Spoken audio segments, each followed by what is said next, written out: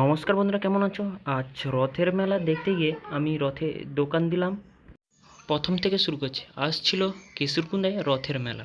বহু রকমের গাছের দোকান, মেলা, খাবার পরের জিনিসপত্র দোকান বসেছে। কিন্তু মেলায় ঢুকতে গিয়ে দেখি আমার কাকু দোকান নিয়ে বসছিল। দোকানটা কিছু আমার না, প্রতিযোগিতা, একদিনে মেলা হয় তাই প্রচণ্ড ভিড় ছিল। সেই সাথে কাকুকে দোকানে একটু সাহায্য করলাম, কারণ প্রচণ্ড ভিড় ছিল। দেখতে পাচ্ছেন দোকানে এখন বর্তমান লোক নেই, কিন্তু বহু লোক ছিল, তখন ভিডিও করতে পারিনি। তারপর কাকুকে সাহায্য করে এগিয়ে গেলাম মেলার রথ দেখতে। সামনে কমিটি ছিল, যেখানে আপনার পুরস্কার বিতরণ হবে, সব কিছুর পুরস্কার ছিল সামনে। তখন রথের সামনে গিয়ে পৌঁছালাম। পুরো রথ না, পুরো মন্দির নিয়ে বসিয়ে দিয়েছে। আর এই রথটাই দেখুন, কারেন্টের যে কনসিলিং পাইপ দিয়ে রথ তৈরি করে দিয়েছে। খুব সুন্দর সুন্দর রথ দিয়েছে, বড় বড় রথ আর ছোটোখাটো তো রথ আছেই। এই ছোট্ট একটা রথ দেখুন, খুব সুন্দর লাগছে।